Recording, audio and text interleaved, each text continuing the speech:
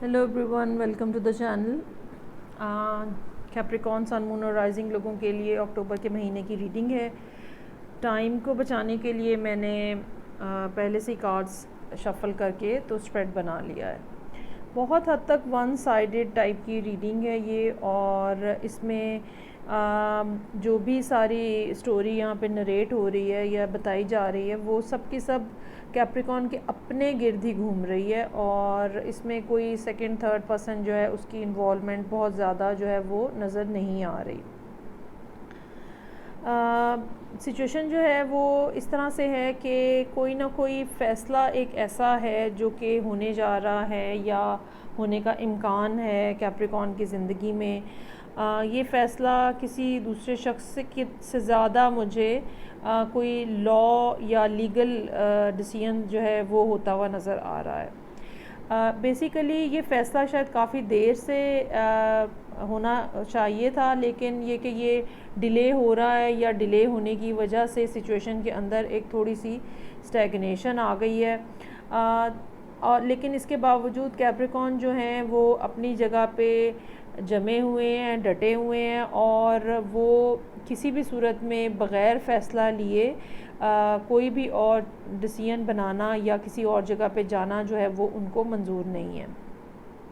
ये वाली बात कि जब तक ये लीगल डिसीजन नहीं हो जाता मुझे किसी और तरफ अपने अटेंशन डाइवर्ट नहीं करनी। ये भी एक रीसेंट किस्म का डिसीजन है जो कि कैप्रिकॉन लोगों ने अपनी ज़िंदगी में लिया है। ठीक है, चाहे सिचुएशन जो है वो कितनी ही ज़्यादा डेट्रीमेंटल है, कितनी ही ज़्यादा डिफ़िकल्ट है, लेकिन इसके बावजूद इरादा जो है वो बहुत ज़्यादा मजबूत है। इस सारी सिचुएशन की बैकग्राउंड में एक बात जो कि बहुत वाज़े नज़र आती है वो ये है कि थोड़ा सा ना माइंड सेट जो है ना वो कैप्रिकॉन लोगों का चेंज हुआ है, और वो माइंड सेट जो है कि चेंज जो है वो यहाँ पे ओवरऑल पूरे स्प्रेड के ऊपर नज़र आ रही है। मुझे लगता है कि काफ़ी अरसा जो है कैप्रिकॉन्स ने इस बात की कोशिश की है कि वो फैमिली को साथ लेके चलें या एक हैप्पी होम और हैप्पी फैमिली जो है वो बना लें। अब अगर आप एक मैरिड पर्सन हैं तो ये आपकी शादी की सिचुएशन हो सकती है, ठीक है, जिसमें आपने शादीशुदा ज़िंदगी को बनाने की, संवारने की बहुत ज़्यादा कोशिश की हो। लेकिन ऑन द अदर हैंड अगर आप मैरिड हैं तो ये कोई डिवोर्स का डिसीजन है जो कि आपके ऊपर जो है वो लिंगर ऑन है इस टाइम के ऊपर। लेकिन अगर आप एक सिंगल पर्सन है और आप अपनी फैमिली के साथ इंटैक्ट रहने की कोशिश कर रहे हैं तो ये सूरत हाल आपके लिए काफ़ी ज़्यादा मुश्किल है। मैरिड होने की सूरत में भी सिचुएशन आपके लिए बहुत ज़्यादा मुश्किल बन चुकी हुई है, अनमैरिड होने की सूरत में भी फैमिली की सिचुएशन जो है वो आपके लिए बहुत ज़्यादा मुश्किल बन चुकी हुई है। लेकिन इस मुश्किल सूरत हाल में आपने जो फ़ैसला किया है वो ये कि जब तक सिचुएशन रिज़ॉल्व नहीं हो जाती मुझे यहीं रहना है। हाँ, मुझे अपनी साइड जो है वो महफूज बनानी है, मुझे ख़ुद कोई नुकसान नहीं उठाना, चाहे ये इमोशनल नुकसान हो चाहे ये फाइनेंशियल नुकसान हो। ओवरऑल कार्ड्स जो हैं वो इस लिहाज से बहुत पॉजिटिव नज़र आ रहे हैं कि जितनी भी बाहर से आपको परेशानियां आ रही थी या डिस्टर्बेंसेस आ रही थी, आपने उसके बारे में सलूशन कोई ना कोई फ़ाइंड आउट किया है, या ये कह लें कि आप इतना ज़्यादा स्ट्रॉन्ग हो चुके हैं कि आप उस बारे में अब परेशान नहीं हैं। परेशानी है लेकिन एंग्जाइटी उस तरह की नहीं है, ठीक है, उस तरह की डिस्टर्बेंस नहीं है। आपको पता है कि मुझे हालात से किस तरह से निबरदा आज़मा होना है, कैसे फ़ाइट बैक करना है, और एक बहुत ही मज़बूत इरादा जो है वो यहाँ पे नज़र आ रहा है। कोशिश आपकी पूरी तरीके से ये है, उम्मीद आपको ये है कि मैं किसी न किसी तरह से इस सारे मसले में से बाहर निकल आऊँ और मैं एक दोबारा से एक बेहतरीन ज़िंदगी जिसमें अच्छी इनकम और अच्छे लोग जो हैं वो मेरे आसपास मौजूद हों वो मैं शुरू कर सकूँ। बहुत ज़्यादा ये कोशिश जो है यहाँ पे ये नज़र आ रही है कि ये जो एक मुश्किल सूरत हाल है कुछ ना कुछ करके इसमें से बाहर निकला जा सके। गुड न्यूज़ इसमें एक गुड न्यूज़ है, इसमें एक बैड न्यूज़ है। गुड न्यूज़ इसमें ये है कि आपको कहीं ना कहीं से कोई ना कोई एड मिलने का इम्कान है। ये फाइनेंशियल एड है, ये इसमें मल्टीपल चीज़ें हो सकती हैं। हो सकता है कि आपको कोई छोटा मोटा काम मिल जाए जहाँ से आप पैसे कमा लें, ये भी हो सकता है कि कोई आपके साथ इन्वेस्टमेंट कर दे किसी जगह पे, और ये भी मुमकिन हो सकता है कि कोई वैसे ही आपकी फाइनेंशियल हेल्प कर दे। सो जहाँ तक डे टू डे एक्सपेंडिचर्स की बात होगी, मुझे नहीं लगता कि आपको उसके लिए कोई ज़्यादा परेशान होने की ज़रूरत है। कहीं ना कहीं से आपको उस बारे में हेल्प मिलती रहेगी और चीज़ें आपकी चलती रहेंगी। लेकिन एक जो बात है जो कि यहाँ पे मुझे नज़र आ रही है और जिसको मैं मेंशन लाजमी करना चाहूँगी, अगर या तो आप किसी एयर साइन के साथ डील कर रहे हैं, अगर आप मैरिड हैं तो ये एयर साइन आपका स्पाउस हो सकता है, लेकिन अगर आप अनमैरिड हैं तो ये मे बी आपका लॉयर भी हो, ठीक है। और इस पर्सन के बारे में आपको मुहतात रहने की ज़रूरत है। अगर ये आपका स्पाउस है या ये आपका लॉयर है या पुलिस है या कोई भी अथॉरिटी है, इस बारे में भी आपको मुहतात रहने की ज़रूरत है, क्योंकि चांसेस आर देयर कि वो किसी ना किसी तरह से आपको डैमेज करने की कोशिश कर रहे हैं, या वो इतने ज़्यादा बिटर हो चुके हैं। अगर स्पाउस का मामला है, ये इतने ज़्यादा बिटर हो चुके हैं कि वो कोई भी आपको जो है ना वो रिलैक्सेशन देने के मूड में नहीं है, ठीक है। ओके जी।